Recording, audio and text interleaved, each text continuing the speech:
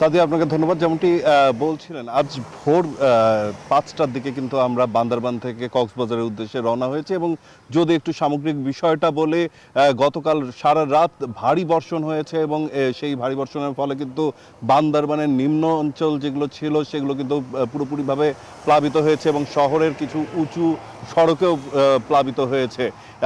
বান্দরবান থেকে চকরিয়া অর্থাৎ চট্টগ্রাম কক্সবাজারের যেই মহাসড়কটি আছে, যেই সংযোগ সড়ক, সেই সংযোগ সড়কের কাছাকাছি অর্থাৎ বুড়ির বাজার নামে একটি এলাকা আছে, সেই এলাকায় পুরো সড়কটি কিন্তু এই মুহূর্তে প্রায় 7 থেকে 8 ফিট পানির নিচে তলিয়ে গেছে, যার ফলে কিন্তু সেখানে যান চলাচল বন্ধ রয়েছে।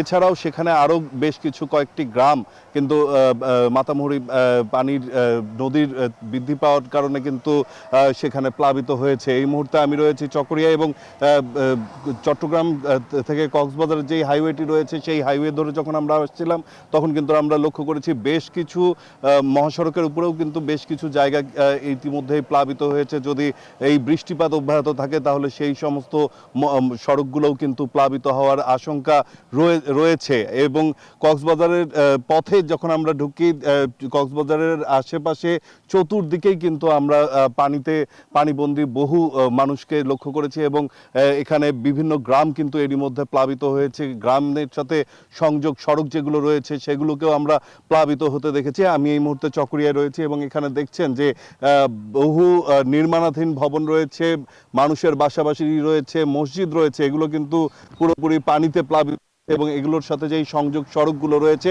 সেগুলোও কিন্তু এরই মধ্যে পানির তলে তলিয়ে গেছে। এবং আমরা দেখেছি যে মহাসড়কের উপরে কিন্তু মানুষ অর্থাৎ মানুষরা হলো বা জেলেরা তারা জাল দিয়ে হলো মাছ ধরছেন।